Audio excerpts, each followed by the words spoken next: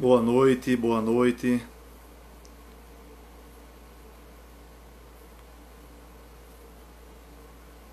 Boa noite, já estou vendo gente entrando aqui. Helene Moura, Lenilson Lima, Carol Pinheiro, Renata Valença, Neto Dias, Luísa Siqueira. É o tempo que o pessoal vai entrando. A gente programou às 19 horas. Já é algo que eu quero dizer para vocês. Já estou vendo que a professora Flávia já está assistindo. Daqui a pouquinho eu adiciono você, viu, professora Flávia? Só vou aqui esperar mais gente entrar e dizer o seguinte: detona, meu amado. Aí é comentário de irmã, não vale muito não. Pessoal, esse é um projeto que a gente está começando exatamente hoje. É um projeto que eu vinha estudando, pensando muito. Eu acho que é algo necessário para esse momento que a gente está vivendo. Sobretudo por ser um momento, como eu gravei aqui um vídeo, acho que ontem, e postei aqui nas redes sociais, é um momento atípico, é um momento talvez único na história da humanidade. Para minha geração, sem dúvida alguma, é algo nunca visto. Eu tenho 34 anos. Para minha geração, eu diria até para a geração da professora Flávia, né? A professora Flávia é nascida em 1957.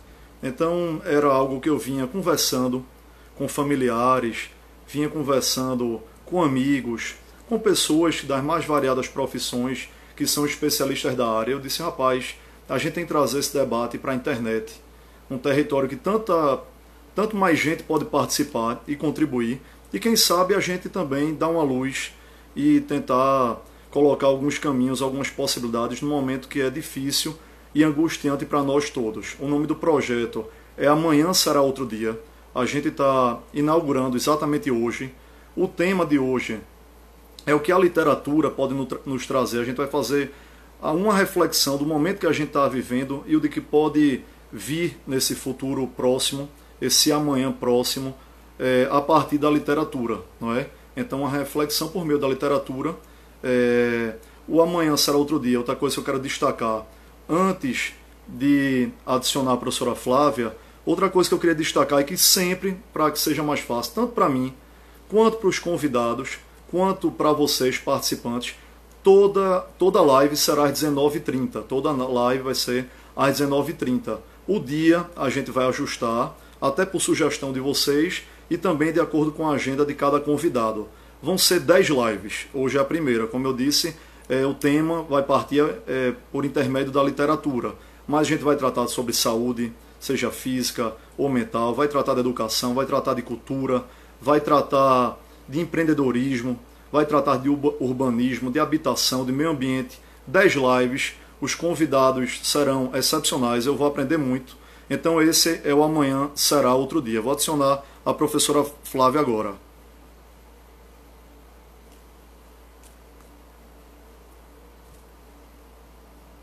Já soltei o convite para a professora Flávia. Dá um abraço para a Rayane, Luciano Borba.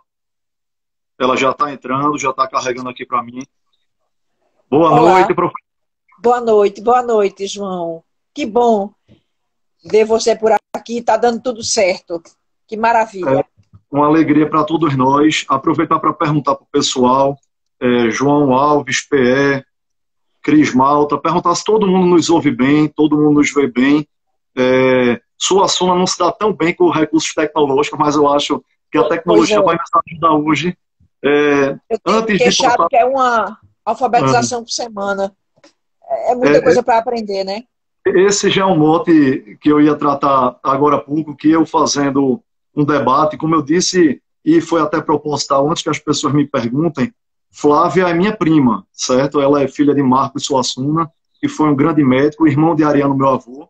E como eu disse, esse debate começou dentro do seio de amizade, do seio familiar. Então, até por isso eu resolvi começar trazendo uma pessoa da família, mas muito mais do que uma pessoa da família, uma estudiosa, uma intelectual.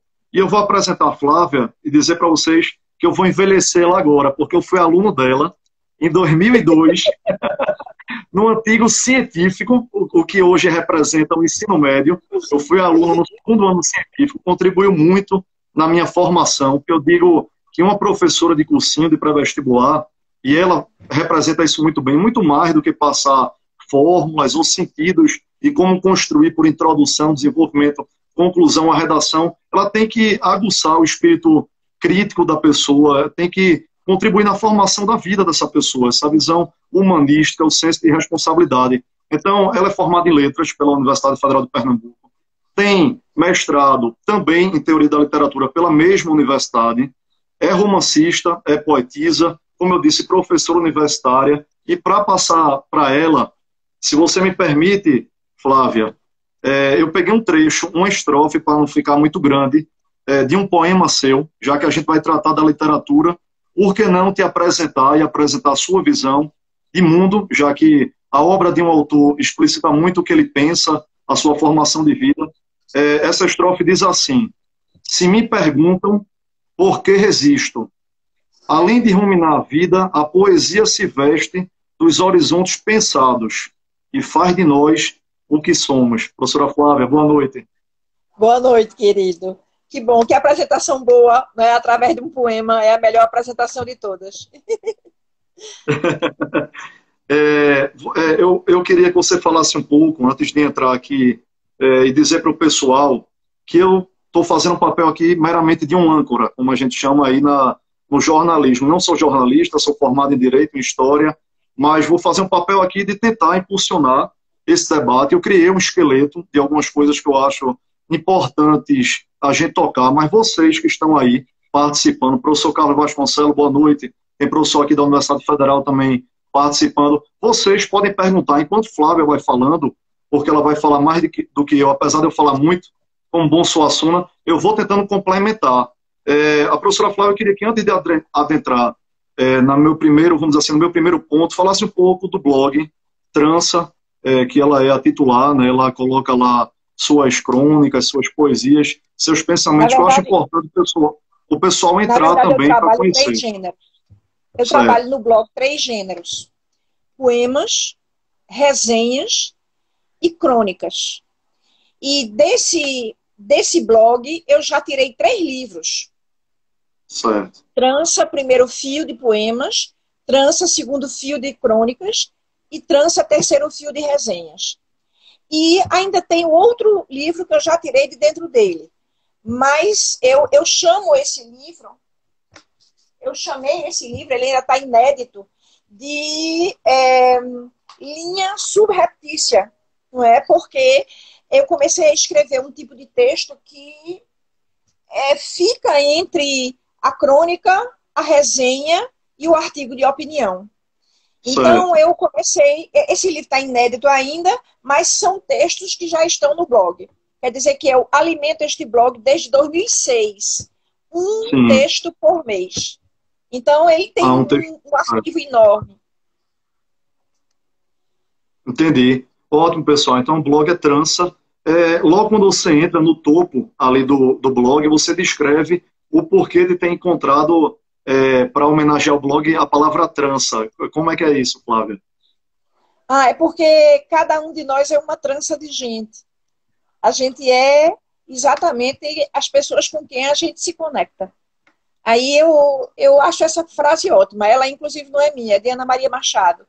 De Ana Maria Machado. E ela diz que cada um de nós é uma trança de gente, e eu acho essa frase linda. E eu concordo profundamente com isso, né? É por isso que eu gosto tanto de fazer as resenhas, né? Porque a resenha é alguém que escreveu um livro ou fez um filme e eu estou escrevendo sobre esse livro ou sobre esse filme, né? Então, você tem um livro escrito e não publicado sobre filmes, né? Você analisando filmes também, não é isso? Não, já está publicado. É a trança número 3. É a terceira trança. Então, Casa de Ferreira Espeto e Pano. Já vou cobrar aqui no ar esse livro, porque eu tenho mania de escrever sobre cinema também aqui no Instagram. O pessoal já viu. Livros, eu acho que é uma forma também da gente interpretar a vida. Filme e livros, não é verdade? Uhum. Pois bem, vamos lá. Diga. Não, diga. Pode dizer, pode dizer. Tá vendo? Esse daqui é o primeiro, é o de poemas, Trança, primeiro fio. Esse daqui é o segundo. O terceiro não está aqui comigo ainda. É amarelo, mas já está publicado. Amarelo. É de resenhas de livros e filmes. Legal, ótimo. O primeiro, logo você me deu, dedicou, tenho ele guardado, é muito bom. Pessoal, então vamos lá. Eu estou vendo muita gente participando aí. Milena, Higina, Luciana, P. Couto.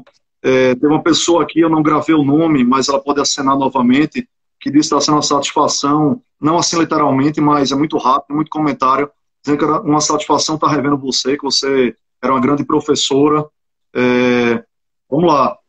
Professora, eu vou tentar fazer de forma muito rápida aqui uma alusão e uma junção entre duas obras de tempos totalmente distintos, mas aí até parafraseando o meu avô e mestre, e também um dos seus mestres, Ariano Suassuna, o que é bom não envelhece, não é verdade? Uma obra, por sua característica, por sua peculiaridade e boa escrita, pode se tornar universal e atemporal. Então, eu vou começar pelo mito da caverna, de Platão, não é, que está presente essa alegoria na República, junto com o ensaio sobre a cegueira, que é um livro de 1995.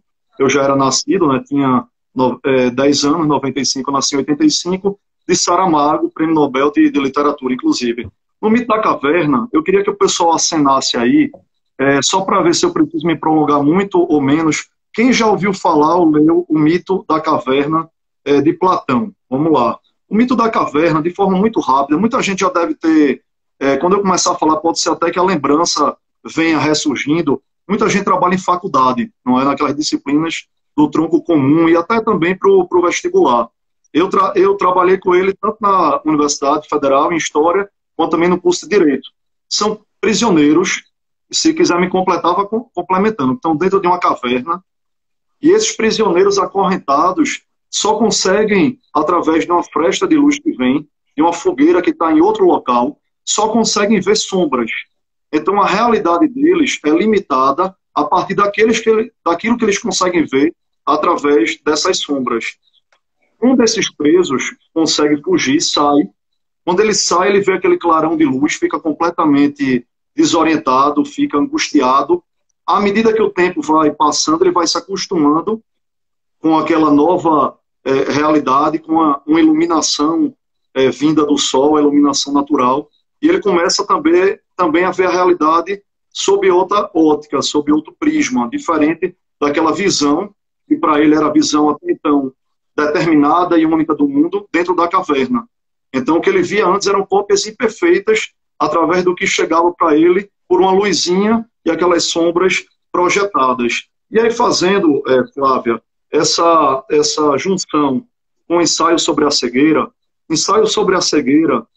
coincidentemente, eu até disse a você, há uns 3, 4 dias atrás, a gente debatendo o livro, que eu tinha debatido também em outro grupo de Zap, da minha família por parte de mãe, que é um livro que já me vinha à cabeça, inclusive eu quero reler, porque eu acho engraçado a leitura do livro, que você lê com a cabeça de um tempo, e até de maturidade, e quando você relê, você descobre outras coisas e reflexões que não tinha pensado.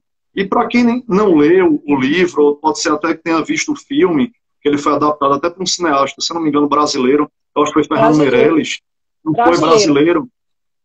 Os personagens, eles não têm nome, e eles se relatam assim, o primeiro cego. As pessoas vão ficando cegas à medida do tempo. E tem um médico, né, que é chamado como doutor no livro, e eu transcrevi esse trecho, Flávio, que diz assim: o doutor diz ao primeiro cego, vejam que negócio interessante, pessoal, penso que não cegamos, penso que estamos cegos, cegos que veem, cegos que vendo não veem.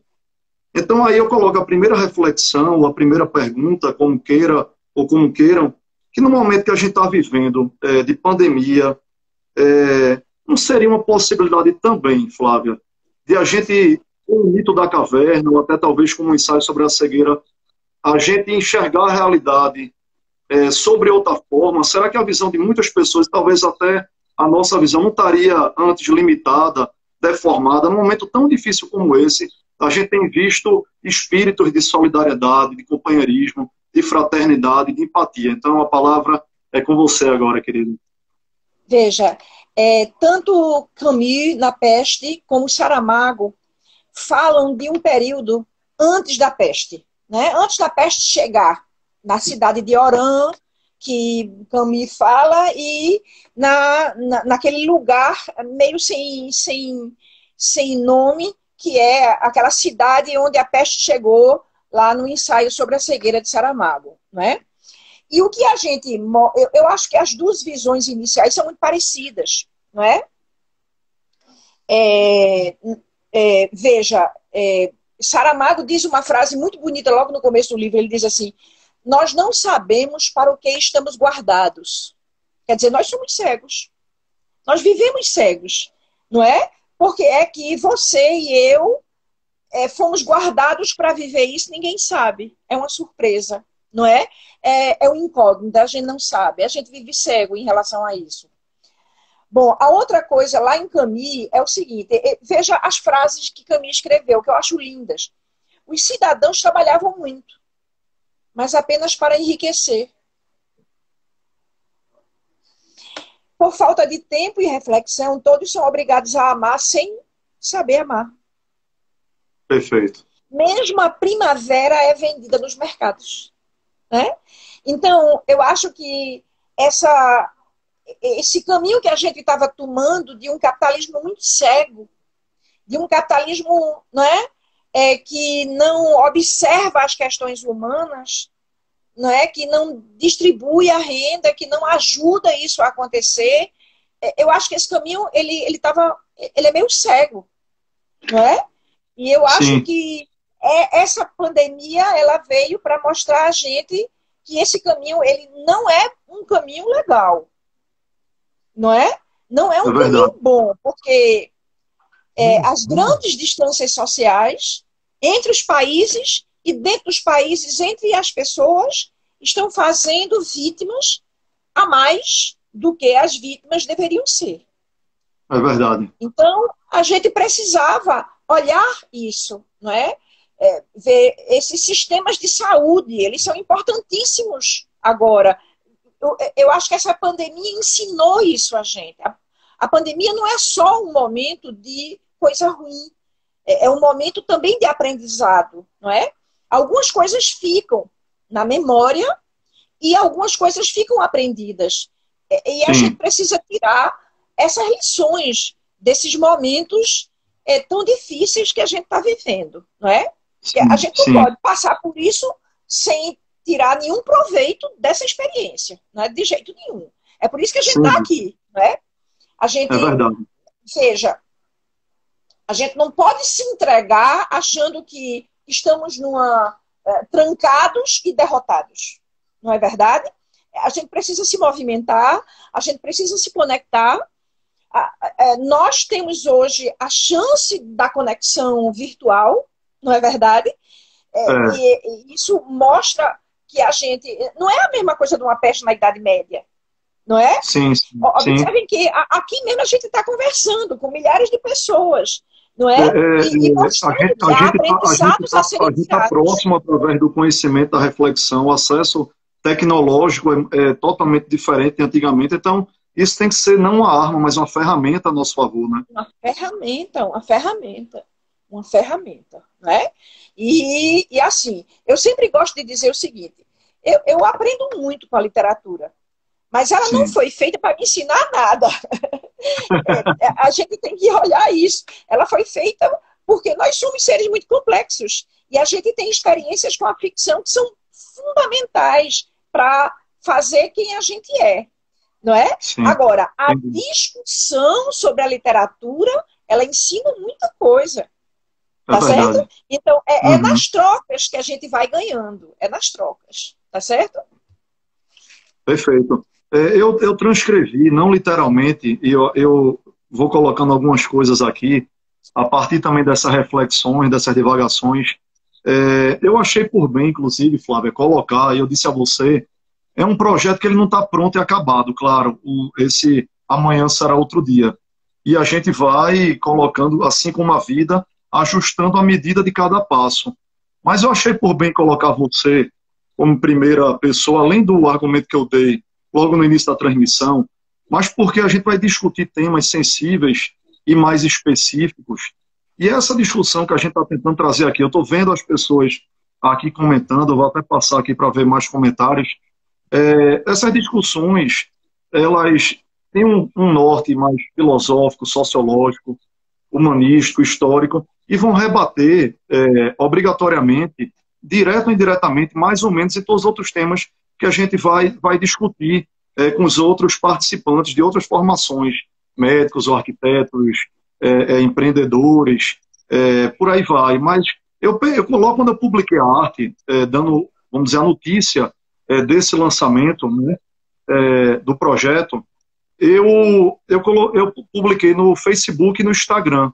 E teve uma moça que colocou algo, não literalmente, e aí eu meio que fiz vamos dizer assim, um adendo em cima do que ela colocou, mas está lá na minha fanpage para quem conseguir ler. Eu achei bem interessante. Eu não sei se eu cheguei a dizer para você nessas ligações e conversas nossas prévias aqui à live, mas eu coloquei um questionamento seguinte. Dentro desse comentário dela na fanpage, e também a partir dessa leitura, dessa análise do ensaio sobre a cegueira. O questionamento seria mais ou menos assim: uma doença que se espalha sem controle pode mudar a nossa vida. Mas como nossa vida talvez já poderia estar completamente ou não equivocada antes que essa doença efetivamente tivesse chegado. Eu acho que isso é meio que, vamos dizer assim, talvez não um resumo, não tem essa pretensão, mas a partir disso que a gente está conversando e que você salientou aí, concorda? A outra coisa que eu queria acrescentar, que está aqui no livro de Saramago, que eu achei muito bonita, é que Sim.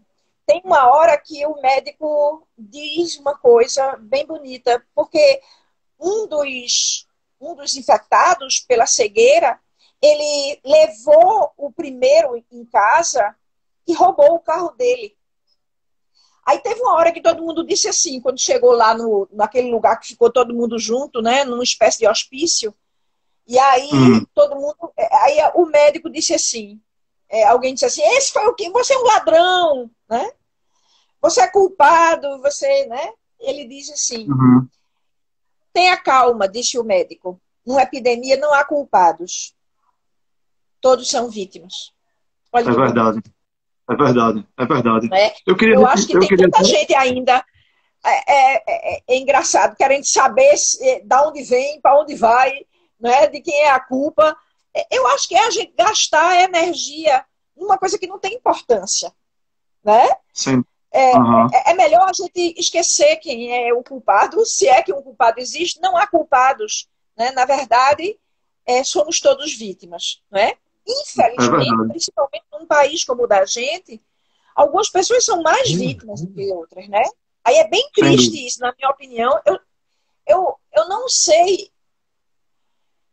Eu acho que eu sou a pessoa mais revoltada que eu mesma conheço com essas grandes desigualdades do Brasil, sabe? Eu não me conformo com o fato de que 60 mil jovens são assassinados por ano no Brasil, nas favelas. Eu acho isso uma coisa inaceitável e eu não sei o que fazer com isso, né? Entende? E logo nesses lugares em que as pessoas têm menos assistência, em que as pessoas não têm encanamento, né? Porque tanta gente se preocupa com as questões ambientais. As nossas questões ambientais, elas são sanitárias. Elas são falta de esgoto, falta de água. Né? Quer dizer, essa epidemia, ela trouxe para a gente uma realidade. Veja, eu sei que essa realidade existe, mas é incrível como ela está próxima de nós, não é? Porque, veja, na hora que a pessoa pega, a gente pega também a doença, não é? Ela está mais vulnerável e me torna mais vulnerável também, não é? Então, é uma pessoa que não tem água para lavar, obrigatoriamente não tem água para tomar banho. Uma sociedade não tem documento para pegar o dinheiro que o Estado está dando. Né? Entende o que é que eu estou dizendo? Então, tem gente que não tem a carteira de identidade, tem gente que não tem CPF. Meu Deus do céu, são pessoas invisíveis. 50 milhões de pessoas que têm essas dificuldades. Né? Quer dizer, não tem emprego, não tem carteira de trabalho, não tem carteira de identidade, não tem CPF, e se não trabalharem, não comem. Meu Deus, como é possível a gente ter chegado nesse ponto? Não é? Nesse ponto. É verdade. E Uma assim, sociedade, Flávio, eu acho assim, tem que dizer sempre regra geral, até para a gente não incorrer num erro, que é exatamente o oposto do debate que a gente está querendo fazer aqui. Por isso eu sempre estou dizendo a gente se inclui nessa parcela, até mesmo porque todos nós somos humanos. Mas uma sociedade, regra geral, com a dificuldade de olhar para o outro, de encarar o outro. No linguajar mais popular, deixando de olhar só para o próprio umbigo, porque a expressão resulta numa tese de individualismo. Eu acho que num momento como esse, de pandemia, como você mesmo disse, está todo mundo, sei lá, dentro do mar, numa tempestade que está batendo em todo mundo, mas alguns estão no transatlântico, outros numa lancha, alguns no barquinho e outros numa tábua de madeira, e talvez até outros nem na tábua de madeira estão tentando nadar para poder achar alguma coisa. A capacidade de a gente tentar ver, e aí já que você entrou em Camus, e aí a gente vai e volta, é mais ou menos feita a leitura desses clássicos. Camus, eu não sei se literalmente é assim, mas me veio à cabeça agora. Eu vi algumas pessoas, em alguns artigos que eu li, nesse momento de pandemia, e termina que, naturalmente, a gente tenta meio que virar médico também, enfermeiro, agente de saúde, tentando entender melhor. E eu li alguns artigos dizendo isso, uma guerra invisível, porque é um vírus, é um inimigo que a gente não consegue segurar, não é palpável. E Camus dizia, eu acho que o pessoal pode tentar ir no livro, no próprio Google, não sei se foi literalmente assim, mas me lembrei, como se as guerras e as epidemias, de tempos em tempos, elas voltassem. e sempre nos pegam desprevenidos. Exatamente. As guerras e as epidemias. Elas surgem, segundo ele, para a desgraça e ensinamento dos homens. Então ninguém aqui, claro, está sendo insensível, muito longe da gente. A tônica é exatamente essa. É um momento angustiante, difícil, duro, mas o que é que a gente pode tirar de ensinamento? Essa é a essência do projeto. Amanhã será outro dia. É olhar o hoje, e olhar o hoje e amanhã tão próximo de nós. O que é que a gente vai tentar melhorar enquanto sociedade, enquanto cidadão, enquanto nação? Não é verdade?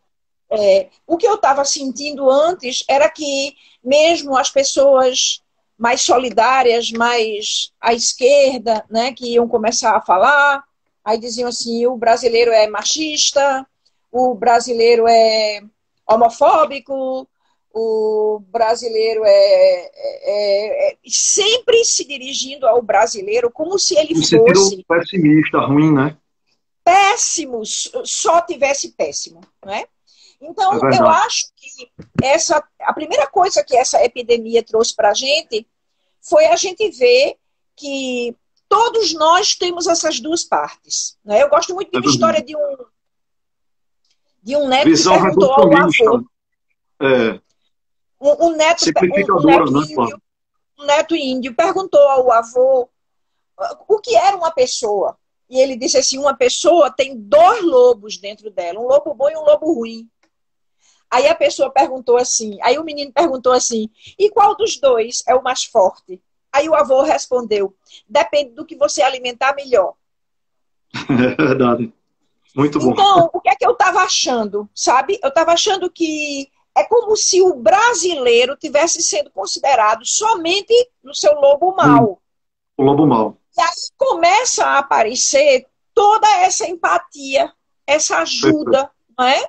Que vem, você não sabe nem da onde. Por exemplo, a cuidadora de Felipe, ela precisou ir na caixa e dormiu de uma noite para outra. E ela disse assim, eu comi porque uma pessoa foi e distribuiu comida lá. Você imagine, quer dizer, alguém que saiu de casa para dar comida a quem está na fila da Caixa Econômica Federal. Né? Você está entendendo? Quer dizer, Camus diz isso, eu acho a coisa mais linda do mundo que ele escreve. Ele diz assim, vê, os homens são mais bons do que maus.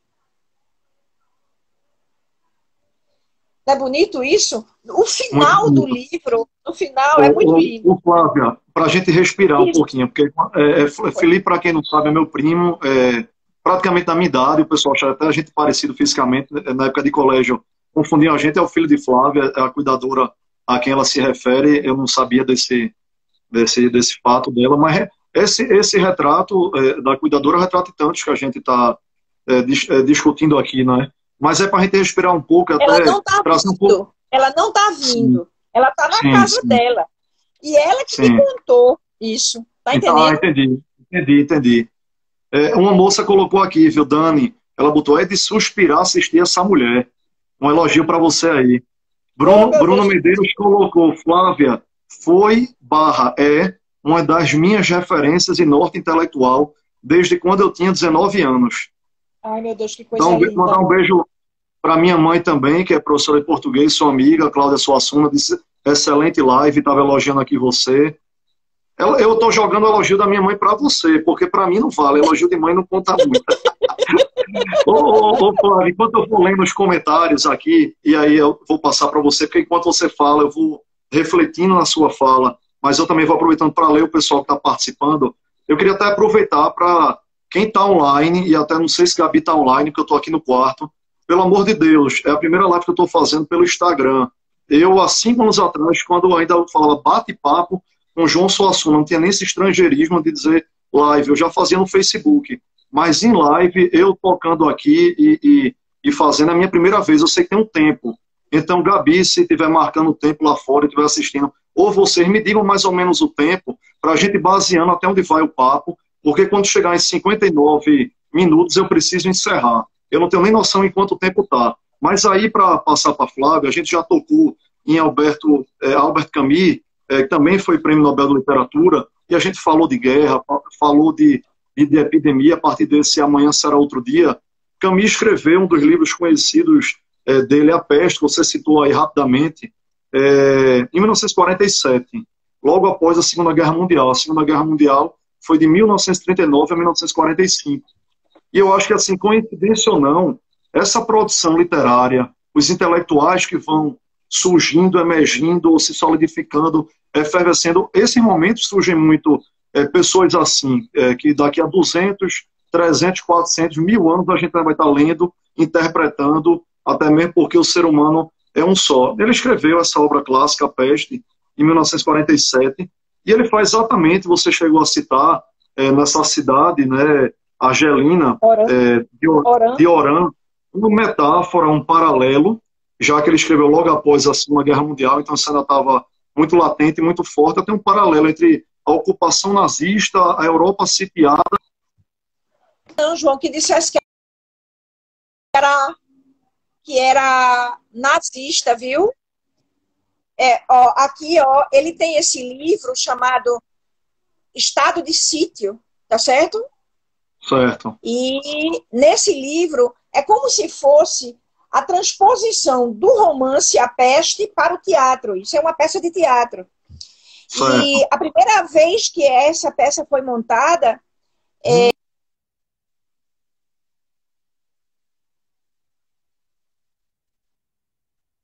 com um uniforme nazista, ele não gostou.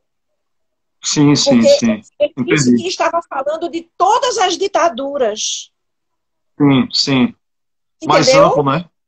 Era mais amplo. Ele queria que se referisse a essa falta de liberdade, entendeu? Nessa obra daqui. Muito mais do que o nazismo, a opressão que é maior do que aquilo, o totalitarismo, o extremismo. Pois é.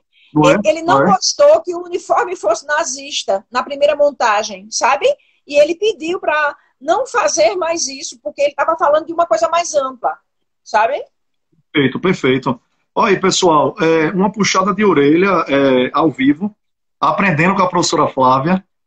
Minha visão estava ainda como se fosse uma espécie de gênero e espécie, mas eu estava vendo mais na ótica nazista, que também não deixa de ser, mas num sentido mais amplo. Não deixa de ser. A opressão do ser humano, o extremismo. Eu até coloquei, deixa eu ver o que foi que eu coloquei em relação a Camus e a obra. Deixa eu ver aqui. Foi mais ou menos isso que a gente citou. Deixa eu ver aqui, Flávio, enquanto você também, se quiser tratar mais da peste. Eu estou vendo o pessoal comentando aí, tem gente dizendo que é professor, uma moça, salvo engano, o nome dela é Paula, ela disse que é professora também no sertão. Tem gente, claro, de Recife, da capital, tem gente das outras regiões do estado. mas também tem gente fora, né? Eu tenho muito seguidor que não é de Pernambuco. Isso é uma coisa boa das redes sociais também. Eu vi que citaram já alguns livros aí. Claro que não vai dar para a gente falar de todos, mas eu coloquei aqui para a leitura de vocês, ou até para quem já leu também Édipo, de Sófocles, Decameron, de Boccaccio. Botei Morte em Veneza, de Thomas Mann. Um Diário do Ano da Peste, de Daniel Defoe. Daniel Defoe foi o mesmo que escreveu Robinson Crusoe, não foi, Flávia? Na minha adolescência eu li e reli, porque na minha adolescência eu gostei muito de ler livros de aventura, né? Então, tem esse aqui também, João. Esse livro é lindo. Lindo, lindo, lindo. Qual é esse? Se chama Dá um zoom aí para o pessoal ver. Como? O Véu Pintado, de um escritor inglês chamado Somerset Maugham. É muito bom. Somerset Maugham é como se fosse o nosso Érico Veríssimo. Eles, inclusive, diziam a mesma coisa. Eles diziam que eram mais contadores de história do que escritores. E eles sabem contar uma história de forma formidável. É a história de um médico inglês que foi traído pela esposa e, por conta disso, ele resolveu ir para a China cuidar de uma cidade de cólera. Sim, sim, sim. E ele termina morrendo com cólera, o médico inglês, sabe? Somerset Maugham é um grande escritor do período de descolonização da Inglaterra, sabe? É lindo, esse livro é muito lindo. Por que? Como Somerset Maugham é gay, ele tem uma coisa, ele tem uma visão que poucos homens têm. Flávio, o pessoal está pedindo para repetir o nome do livro. Repete o nome do livro, o pessoal está pedindo. O Véu Pintado. O Véu Pintado. O Véu Pintado. O Véu Pintado. Pode continuar, o pessoal está anotando aí.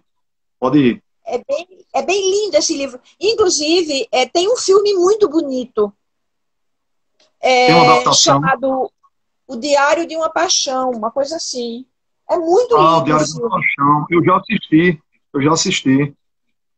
Não sabia, não, que era adaptação dessa obra. Ótimo. É muito lindo.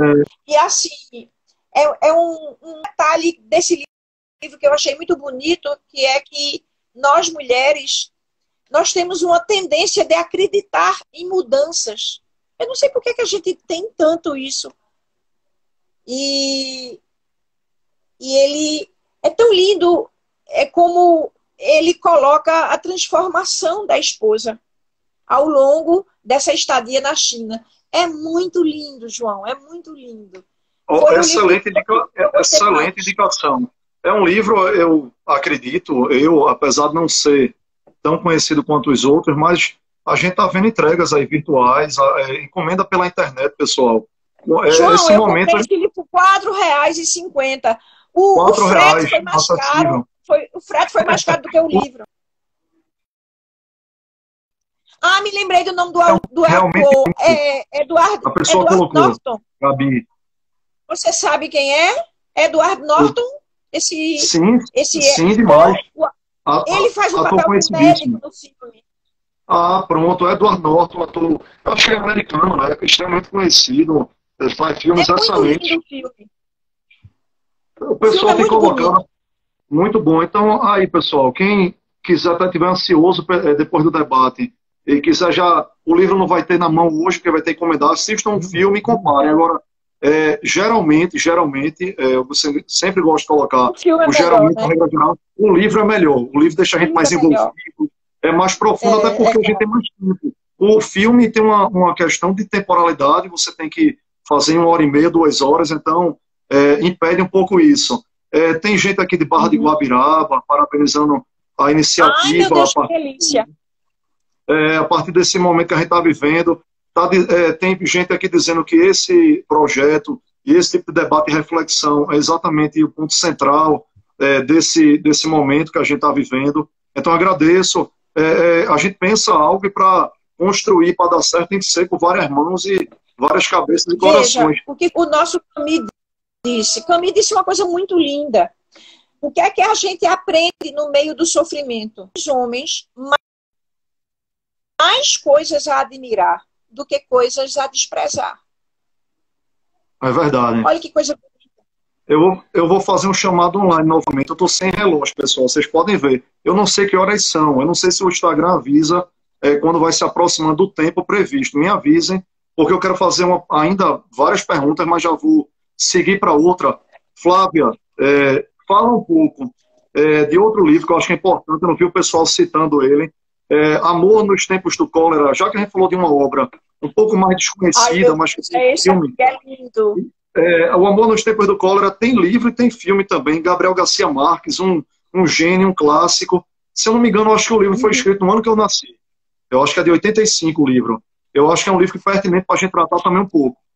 Vamos lá. 85, exatamente, João, exatamente. Vamos Esse lá. livro, na verdade, é uma história de amor, não é? Uma história belíssima de amor.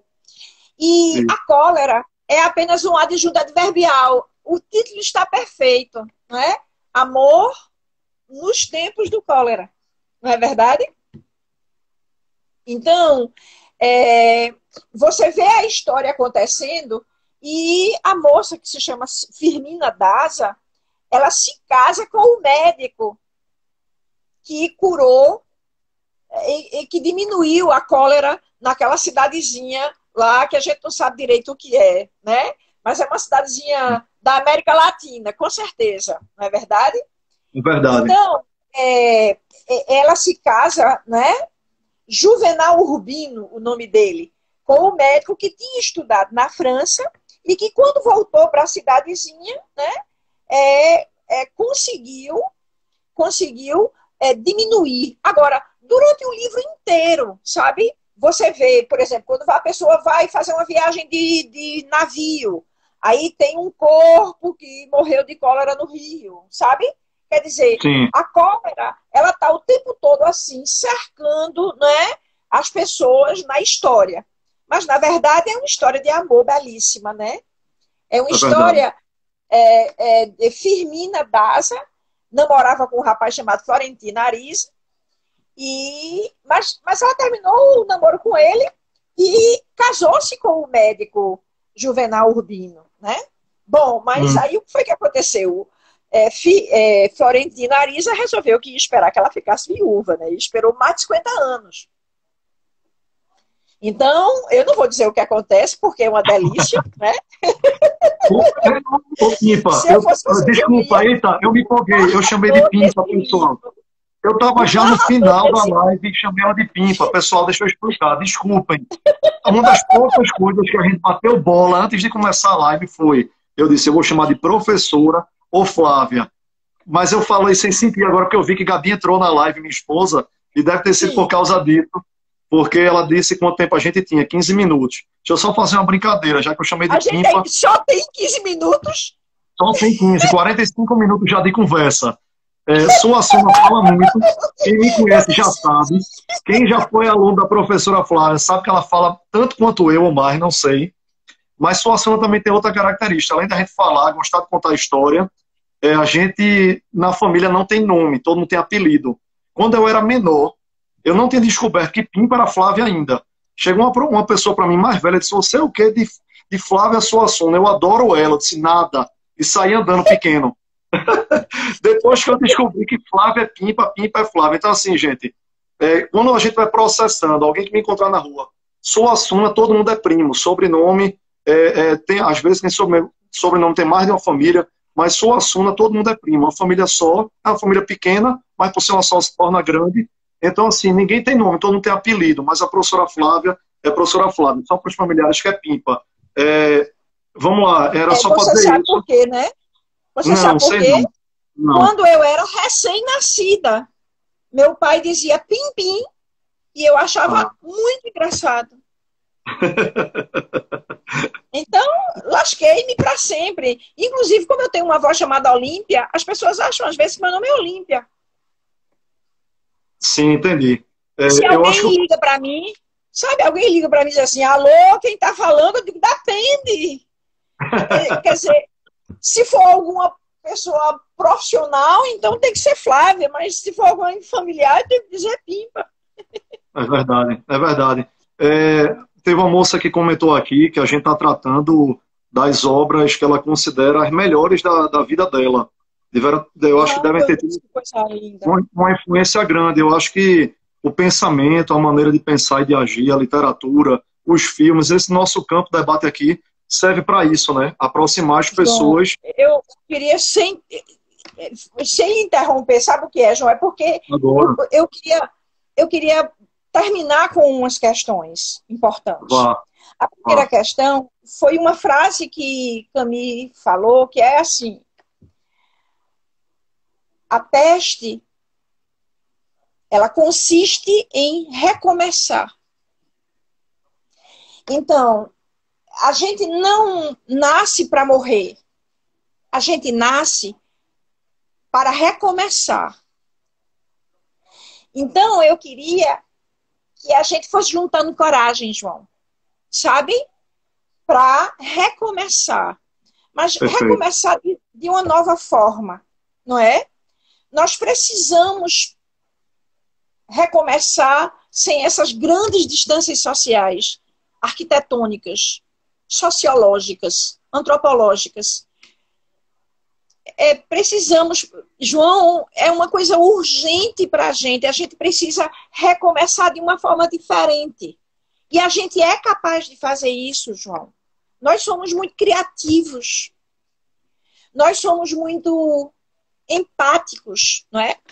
Há alguns anos atrás, Dilma disse uma coisa que eu gostei muito. Ela disse assim: é preciso que haja um Ministério da Cultura, porque a diversidade brasileira ela se ressignifica pela cultura. Muito interessante isso. Eu não sei se foi assim que ela disse, mas é algo em torno disso. Flávia, É pela cultura que essa diversidade se expressa, sabe? É muito eu costumo importante. dizer que na vida os símbolos são importantes, mas mais do que o símbolo, a efetivação, obviamente, desses símbolos. Um Ministério da Cultura, uma Secretaria da Cultura, só pela parte simbólica já justifica a criação e a necessária manutenção deles. Mas mais do que isso, a efetivação dentro dessa pluralidade que é o nosso país. Meu avô Ariano, você lembra e sabe tão bem quanto eu, costumava dizer que ele comparava o povo brasileiro com a onça, porque a onça ela é pintada, ela é malhada, ela é misturada, ela é toda miscigenada. E a beleza do povo brasileiro não está na diferença. Quer dizer, a beleza do povo brasileiro está exatamente na diferença, e não esse não é o problema, que é como algumas pessoas têm visto, como se essas diferenças fossem um problema. Essa pluralidade é que está a riqueza e a beleza do povo brasileiro. É que a nossa riqueza, é que a nossa força, não é? Então é muito importante a gente tentar recomeçar de uma forma diferente, sabe, João?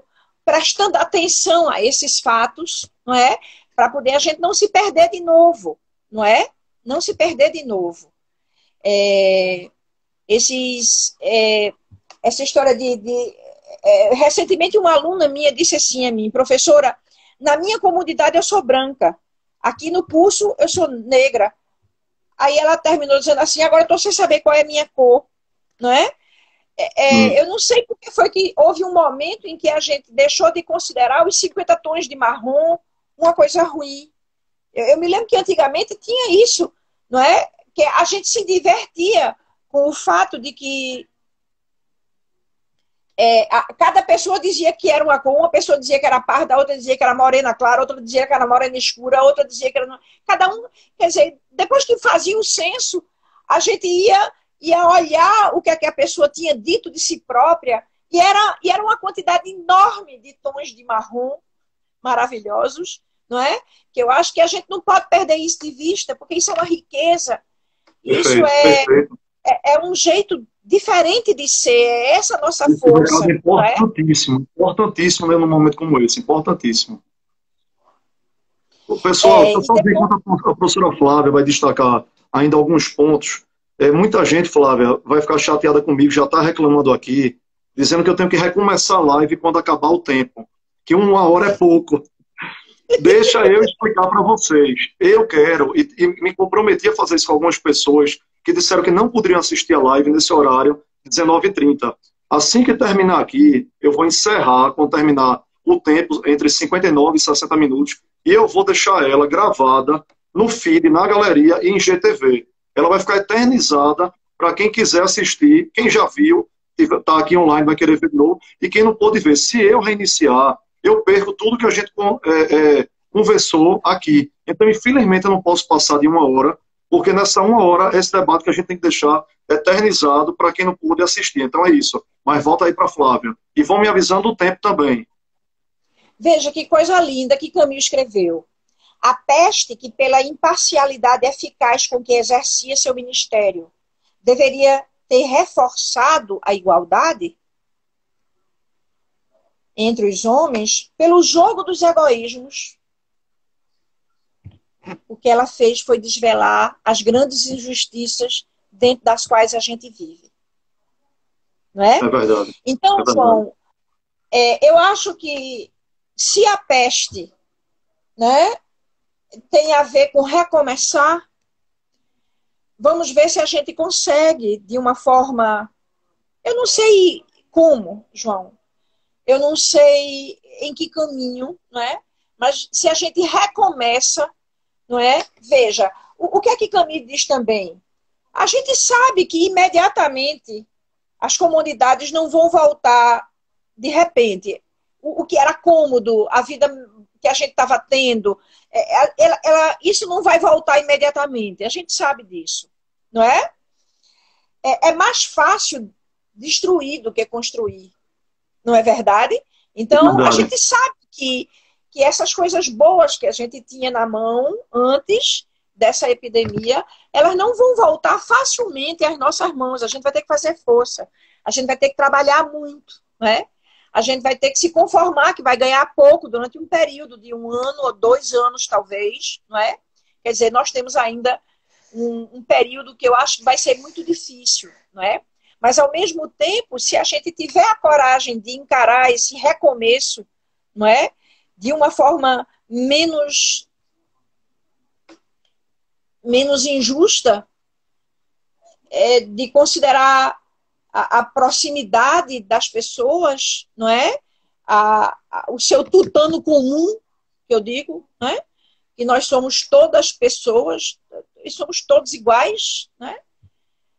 Eu tenho esse sonho, não é? E tenho muita coragem ainda, João, de trabalhar, muita coragem ainda, de trabalhar exatamente recomeçando a partir de um sistema de saúde mais uniforme para todos. Inclusive, humanizado.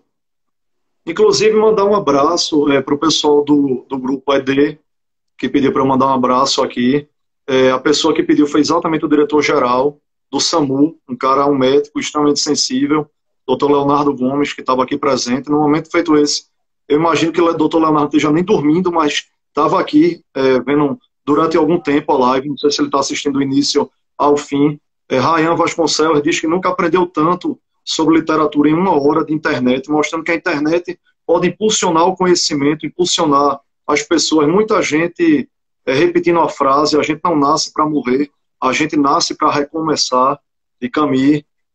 Muita gente perguntando o que é que a gente acredita que vai vir exatamente desse pós-pandemia. Como o Flávio está dizendo, e até o complementando, ninguém tem uma resposta pronta e acabada, mas eu acho que a gente tem que aguçar, já está claro, o espírito solidário, uma maior sensibilidade. A gente, antes de mais nada, a gente tem a questão do autoconhecimento, da autocrítica, e a partir disso também poder se doar e fazer muito pelo outro, porque isso leva ao crescimento nosso interno, mas também da sociedade, das relações humanas. As relações humanas já estão alteradas, as relações sociais já estão alteradas, mas a gente pode trazer isso. Veja, a gente está na sexta-feira, quase 8h30 da noite, quase 20h30, e o pessoal pedindo para uma live continuar.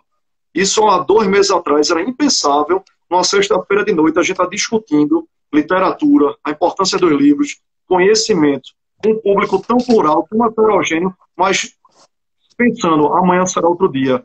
O que é que a gente está fazendo? O que é que a gente pode fazer? Eu posso recitar um poema que eu escrevi? Pode. Estou com medo que termine o nosso tempo e eu termine sem dizer isso. Deixa eu chamar a Gabi aqui, 1 minutinho. Tá certo. Amor, Traz o teu celular para eu olhar o horário, por favor. Não, mas traz ele aqui para eu poder olhar. Desculpa, pessoal, ó, é improviso, hein? Live é naturalidade. Aqui não tem nada, não. Meu celular tá enganchado no travesseiro, tô dentro do quarto. Gabi cuidando de Maria Júlia e a gente lidando com o tempo. Mas eu, antes de deixar você recitar, Flávia, professora Flávia, poetisa, romancista, uma mulher incrível, minha prima, Pimpa. Obrigado, estou verdadeiramente feliz, emocionado. Eu acho que todo mundo gostou e eu acho que esse projeto veio para ficar. Se tiver que ter mais uma live com Flávia, vi que muita gente colocou aí, a gente faz mais uma. Tá bom, pessoal? Vamos lá. Como é o nome do poema? A palavra amor. O tempo da morte é sempre. O mundo foi desenhado com homens e bestas, portanto, com traços de guerras e pestes. Escrito na areia, a palavra amor todo dia é apagada pelo ódio e suas teias de barulho e de perigo. Escondida, uma frágil mão a redesenha no escuro. Ainda não foi vista como forma, mas é no terror que mais esmaga que o poder do seu sussurro pinga sua gota indestrutível.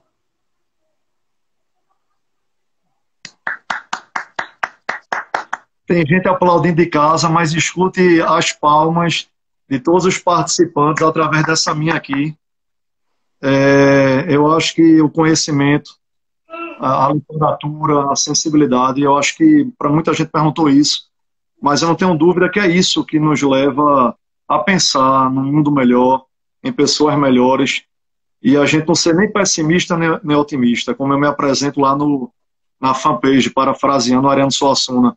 Sermos homens e mulheres da esperança, termos o senso de realismo, mas sermos realistas esperançosos. Não é verdade, Pimpa? Não é verdade, Flávia? É porque Glória, que é praticamente nossa prima, estava agradecendo a você pela aula que você deu. Realmente foi uma aula.